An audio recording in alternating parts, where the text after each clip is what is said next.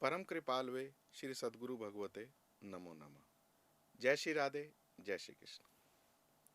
आप सभी को विदित ही है कि 31 अगस्त को श्री राधाष्टमी है, यानी कि हमारी श्री नित्य निकुंजेश्वरी श्री राधा रानी का प्राकट्य दिवस है। अवतार काल में जब श्री राधा रानी इस धराधाम पर अवतरित हुई थी तो रावल गांव में ही जमुना जी में एक कमल से प्रकट हुई थी। ये तो आप सबको विदित ही है, लेकिन कल्प भेद से अनेक कथाएं हैं श्री राधा रानी के प्राकट्य की। तो आज हम श्रवण करते हैं श्री राधा रानी जन्म कथा कल्प भेद से। पूज्य श्री बड़े महाराज जी ने अनेक ग्रंथ लिखे हैं, जिसमें से एक ग्रंथ है बिखरे सुमन। आप लोग देख सकते हैं। इसी में सबसे पहला लेख है पूज्य श्री बड़े महाराज जी ने जो लिखा है वो है श्री राधा जन्म कथा कल्प भेद। आइए श्रवण करते हैं। अनंत कोटि ब्रह्मांड नायक परात्पर पर ब्रह्म जगदाधार जगन नियंता सर्वेश्वर भगवान श्री कृष्ण की स्वरूप भूता आह्लादनी शक्ति महाभाव स्वरूपा श्री राधा रानी के दिव्याति दिव्य परम पावन जन्म की कथा तो प्राय सभी भक्तों ने पढ़ी सुनी ही होगी। ब्रजमंडल में रावल गांव के पास से बहती श्री यमुना जी में कमल पुष्प से श्री राधा रानी के प्राकट्य की कथा प्राय सभी जानते ही हैं। यही कथा जन साधारण में प्रचलित भी है।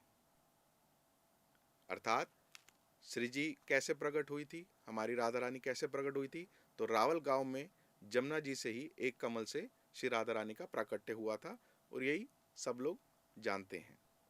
वृंदावन की रास मंडलियां भी रासलीला के मंच पर श्री राधा रानी के इसी जन्म प्रसंग का ही मंचन करती हैं। अब मैं पूज्य श्री बड़े महाराज जी कह रहे हैं कि अब मैं श्री राधा रानी के जन्म की जो कथा बताने जा रहा हूं वह इस प्रचलित कथा से अलग प्रकार की है। इस कथा को सुनकर कोई आश्चर्य ना करे और ना ही अन्यथा समझे, क्योंकि कल्प भेद के कारण भगवान की लीलाओं में भेद होता है। पूज्य श्री बड़े महाराज जी पहले ही अवगत करा रहे हैं कि इस कथा को सुनकर कोई भी आश्चर्य ना करे और इसको अन्यथा ना समझे, क्योंकि कल्प भेद की वजह से, कल्प भेद के कारण भगवान की लीलाओं में भेद होता है।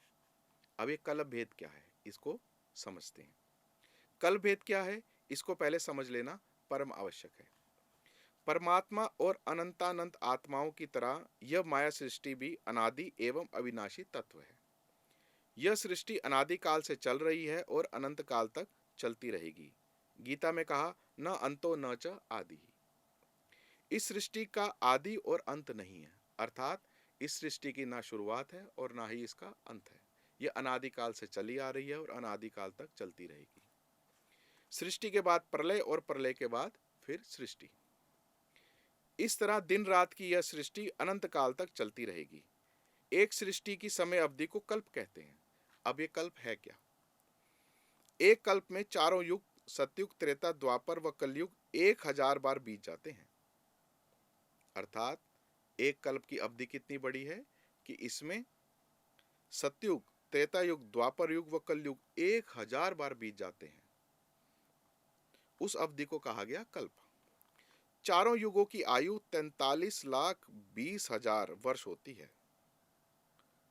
मतलब एक कल्प में चारों युगों की जो आयु है वो है 43,20,000 वर्ष। इस प्रकार एक कल्प में 4,32,00,00,000 वर्ष होते हैं। एक कल्प में 4,32,00,00,000 वर्ष। यही सृष्टि की समय अवधि है। इतने समय की ही प्रलय भी होती है। मतलब ये तो वो समय है जब सृष्टि रहती है, और जब प्रलय होती है तो इतने ही समय के लिए फिर प्रलय रहती है। कल्प को ब्रह्मा का दिन, प्रलय को ब्रह्मा की रात्रि कहते हैं। ब्रह्मा के प्रत्येक दिन अर्थात प्रत्येक कल्प में एक बार भगवान श्री राम व एक ही बार भगवान श्री कृष्ण इस सृष्टि में अवतरित होते हैं। अर्थात ब्रह्मा जी के प्रत्येक दिन, मतलब प्रत्येक कल्प में एक बार भगवान श्री राम व भगवान श्री कृष्ण का अवतरण होता है। एक कल्प के 460वें त्रेता युग में श्री राम व 460वें द्वापर युग में श्री कृष्ण का इस धराधाम पर प्राकट्य होता है। ब्रह्मा जी की 100 वर्ष की आयु में भगवान श्री राम व भगवान श्री कृष्ण इस भूलोक में 36,000 बार अवतार लेते हैं। इन्हीं ब्रह्मा जी के होते अब तक 18,000 बार श्री राम व श्री कृष्ण का अवतार हो चुका है, क्योंकि इस समय ब्रह्मा जी की आदि आयु बीत चुकी है। अभी इसी ब्रह्मा जी की शेष आयु में 18,000 बार और भगवान श्री कृष्ण का अवतार होना है। ब्रह्मा जी की आयु समाप्ति पर प्राकृतिक महाप्रलय होगी, फिर ब्रह्मा जी दोबारा पैदा होंगे, फिर इसी प्रकार पूर्ववत सृष्टि क्रम चलेगा और इसी प्रकार ब्रह्मा जी के प्रत्येक दिन में कृष्ण अवतार होगा। इस प्रकार अनादिकाल से लेकर अब तक भगवान श्री कृष्ण के अनेक अवतार हो चुके हैं और आगे भी अनंत अवतार होते रहेंगे। देखिए, इसको साधारण शब्दों में आप लोग समझिए कि कल्प भेद कहते किसे हैं। कलयुग की आयु है 4,32,000 साल की, उससे दुगनी आयु है द्वापर की, उससे कलयुग से ही तिगनी आयु है त्रेता युग की, और कलयुग से ही चौगुनी आयु है सतयुग की। जब ये चारों युग बीत जाते हैं तो इसको बोलते हैं एक चतुर्युगी, और 72 चतुर्युगी बीतने पर बोला जाता है, जब 72 चतुर्युग बीत जाते हैं तो उस समय को बोला जाता है एक मनवंतर।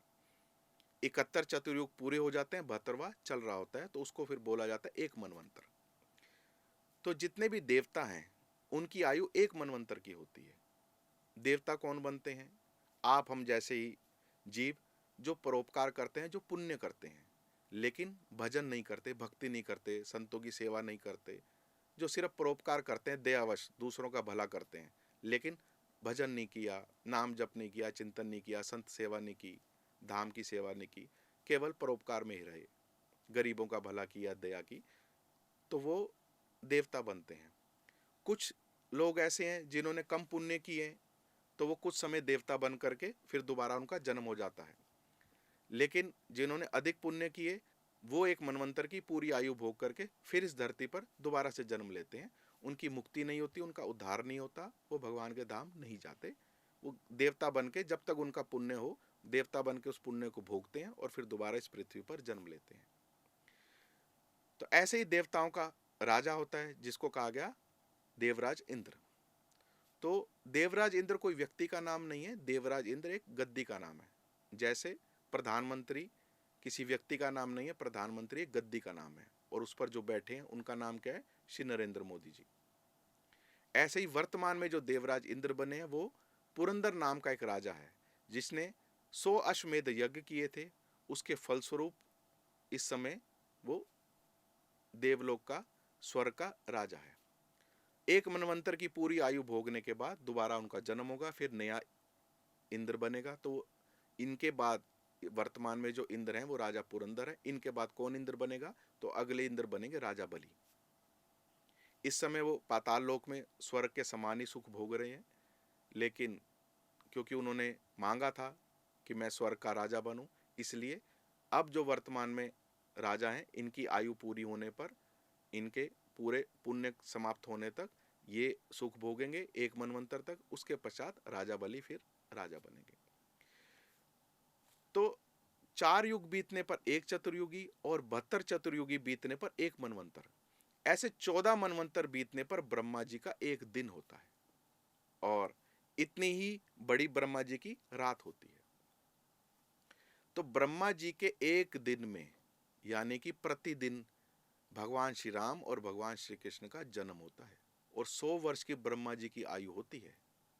जैसा कि अभी आप सब लोगों ने श्रवण किया कि वर्तमान में ब्रह्मा जी अपनी आदि आयु भोग चुके हैं। तो इतनी बार भगवान श्री कृष्ण का और इतनी बार भगवान श्री राम का जन्म हो चुका है। इसको कहते हैं कल्प भेद। तो कहीं भी आप लोग श्रवण करते हैं तो उसमें बिल्कुल भी कंफ्यूज ना होइए, बिल्कुल भी परेशान मत होइए। अपने शास्त्रों को, अपने ग्रंथों को जानिए। कुछ नहीं समझ आता तो संतों के पास जाकर के निवेदन करिए, उसको समझिए कि क्या है ये कल्प भेद। क्योंकि आप लोग श्रवण करेंगे कि हमने सुना कभी वृंदावन जो था वो चंद्र गोवर्धन में रहा, कभी वृंदावन कामा था, वर्तमान में वृंदावन यहाँ है, तो कौन सा वृंदावन है?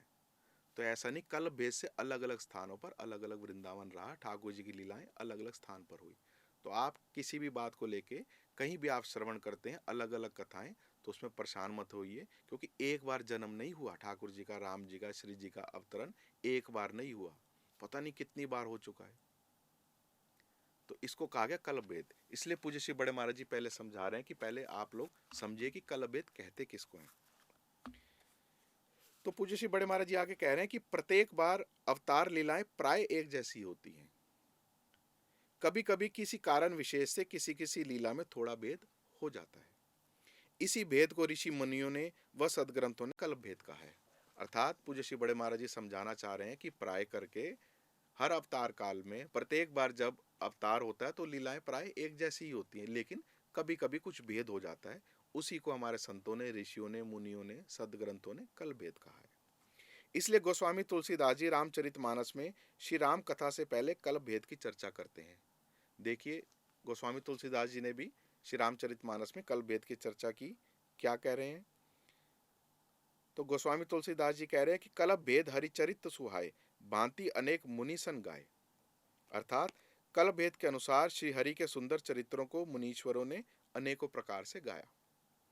करिए न संशय असपुर आनी, सुनिए कथा सादर उर आनी। हृदय में ऐसा विचार कर संदेह न कीजिए, आदर सहित प्रेम से इस कथा को सुनिए। जे ये कथा सुनी नहीं होई, जनी आचरज करे सुन सोई। जिसने कथा पहले ना सुनी हो, इसे सुनकर वह आश्चर्य न करे। गोस्वामी तुलसीदास जी श्री रामचरितमानस प्रारंभ करने से पूर्व कल्प भेद की चर्चा करते हैं। वह समझाते हैं कि जिसने कथा पहले नहीं सुनी हो, वह इसे सुनकर के आश्चर्य ना करे। कल्प कल्प प्रति प्रभु अवतरही, चारों चरित नाना विधि करही। तब तब कथा मुनि सन गाई, परम पुनीत प्रबंध बनाई।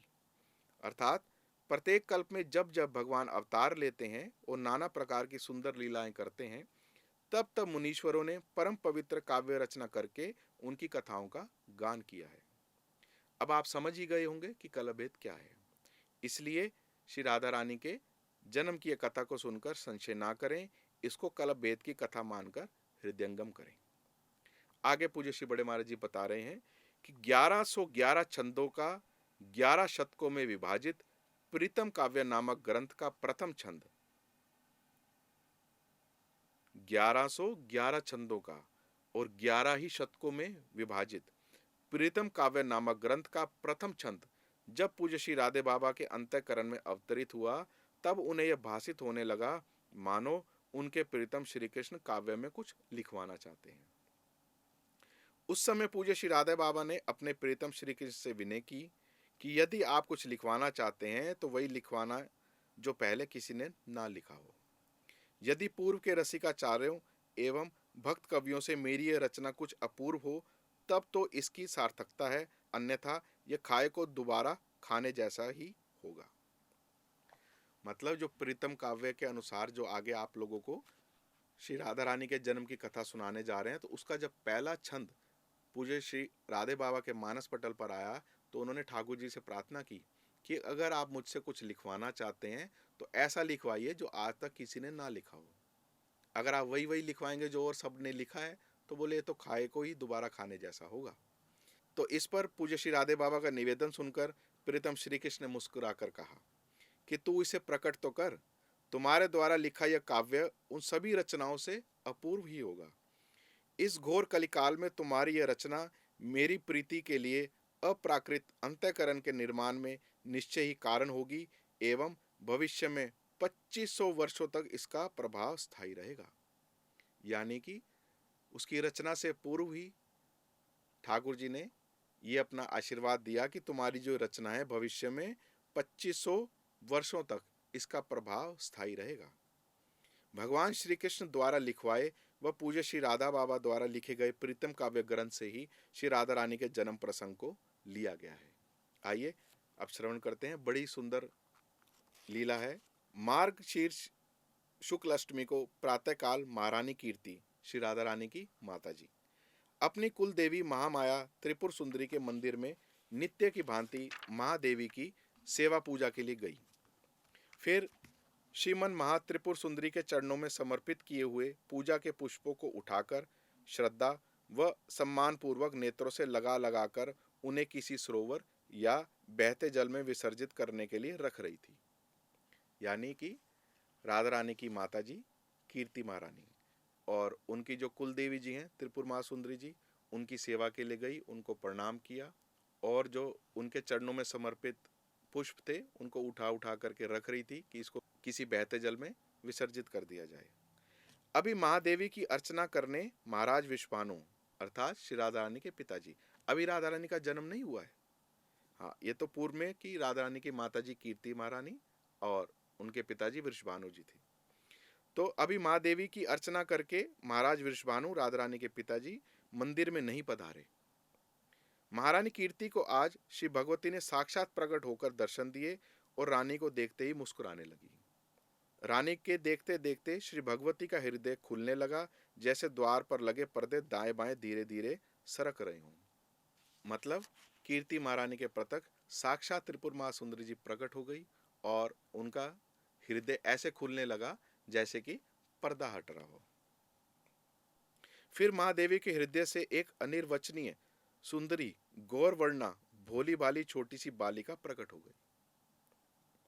महारानी कीर्ति के अत्यंत समीप आकर उनके बालों की एक लट का स्पर्श करके बोली, रिमैया। मतलब त्रिपुर महासुंदरी के हृदय से प्रकट हुई श्री राधा रानी और बाल रूप में आकर के कीर्ति महारानी के बालों को पकड़ करके बोली, रिमैया। इस अमृत वर्षी मधुर स्वर को सुनकर महारानी कीर्ति की बाह्य चेतना लुप्त हो गई, देह तक का भान नहीं रहा। फिर भी महारानी की भीतरी आंखें वहां घटने वाली प्रत्येक घटना को ज्यों की त्यों देख रही थी। महारानी ने देखा सामने श्री वृंदावन में परम रमणीय पुष्पित कदम वृक्ष विराजित है, उसके नीचे परस्पर सटे युगल किशोर विराजित हैं। उन दोनों किशोर किशोरी की ओर ही अपनी दृष्टि केंद्रित किए वहीं साक्षात जगदम्बा भी विराजित है। थोड़ी देर बाद त्रिभुवन जननी भगवती त्रिपुर महासुंदरी ने महारानी से कहा, हे परम सती रानी कीर्ति, आज तू मेरे हृदय का प्रत्यक्ष दर्शन कर ले और परिचय पा ले। जो सच्चिदानंद भगवत्ता का सार मूल तत्व मधुरिमा है वह यही नीलपीत युगल छवि ही है। जानती हो महारानी, जो रसमय नीलपीतमय राधा कृष्णमय यह मेरा नित्य हृदय है जिसमें मैं सदा तल्लीन रहती हूँ, और जो लीला रसपान करता हुआ नित्य युगल रूप में विराजित है, जो नित्य दो रहकर भी नित्य एक है, वही तत्व आज तुम प्रत्यक्ष अपनी आंखों से देख रही। अर्थात उस समय कीर्ति महारानी ने बेसुध अवस्था में दर्शन किए। वृंदावन में कदम वृक्ष के नीचे श्री प्रिया प्रियतम विराजमान है, साथ में त्रिपुर महासुंदरी भी वहां पर खड़ी है। तो त्रिपुर महासुंदरी रानी कीर्ति को कह रही हैं कि तुमने साक्षात दर्शन किए, यही वो दोनों मेरा हृदय है नीलपीतमय श्री प्रिया प्रियतम जिसमें मैं तल्लीन रहती हूँ। और आगे त्रिपुर महासुंदरी जी कीर्ति जी को कह रही हैं कि अभी अभी यह नित्य किशोरी ही तुमसे रिमैया कहकर बोली थी। तुम भविष्य की बात सुन लो, यह तेरे पयोदरों का अमृतमय दूध पिएगी, किंतु यह घटना तभी घटेगी जब पहले यह नित्य किशोर तुम्हारी जो प्राण सखी यशोदा है उनका दूध पी लेगा। इस किशोर के दूध पी लेने के बाद यह किशोरी दूध पीने आएगी।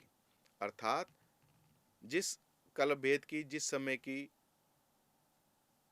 श्री राधा रानी के अवतार काल की कथा बताई जा रही है, उस अवतार काल में पहले ठाकुर जी का जन्म हुआ। तो त्रिपुर महासुंदरी कह रही हैं कि श्री जी राधा रानी तब तुम्हारे स्तनों का दूध पीने आएंगी जब पहले तुम्हारी प्राण सखी यशोदा जी का स्तनपान जब ठाकुर जी करेंगे, उसके पश्चात ही राधा रानी का प्राकट्य होगा। अर्थात ठाकुर जी का पहले जन्म होगा और श्री जी का बाद में। यह नित्य किशोर तेरी उस प्राण सखी के प्राणों में समाया रहता है, इधर यह नित्य किशोरी तेरे प्राणों में समाई रहती है। तुम्हारी वह प्राण सखी एवं तुम दोनों ही इन दोनों की इच्छा से इस बात को भूल गई हो। अब मैं याद कराई देती हूँ, तुम दोनों सखियों की जय हो। त्रिपुर महासुंदरी जी कीर्ति जी को कह रही हैं कि अब सुन, नित्य किशोरी के स्पर्श करने से दिव्याति दिव्य सुगंध तुम्हारे इन केशों में भर गई है। संपूर्ण मंदिर के कण कण में यह सुगंध फैल गई है, किंतु तुम्हें बाह्य ज्ञान न होने के कारण भान नहीं हो रहा। पर मंदिर के भीतर महाराज बिल्कुल तुम्हारे समीप आकर खड़े हैं। मतलब कीर्ति महारानी तो इस समय बेसुध अवस्था में है और त्रिपुर महासुंदरी उनको सब बता रही है, उनको सुन रहा है, लेकिन प्रत्यक्ष में कुछ नहीं दिख रहा। तो वो उनको बात बता करके याद करा रही हैं कि तू उस समय बाह्य ज्ञान में नहीं है, लेकिन तुम्हारे समीप ही महाराज विश्वभानु आकर के खड़े हैं।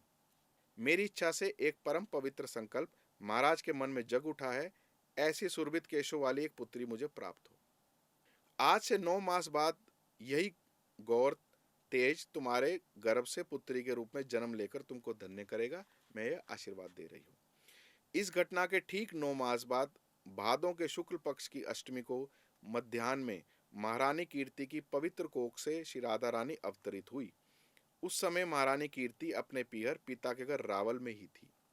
इसी रावल गांव को श्री राधा रानी के जन्मस्थली होने का सौभाग्य प्राप्त है।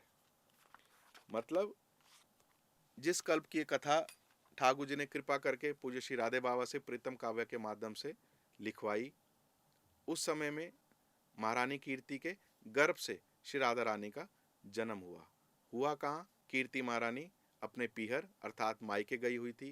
कीर्ति महारानी का पीहर कौन सा है? तो रावल गांव। तो जन्म तो उसी रावल गांव में हुआ, लेकिन कीर्ति महारानी के गर्भ से हुआ और मध्याह्न के समय हुआ।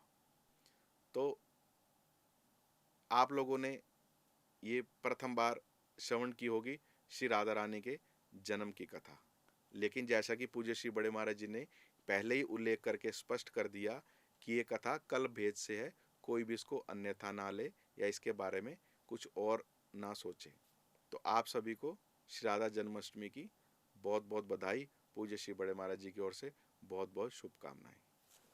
जय श्री राधे, जय श्री कृष्ण।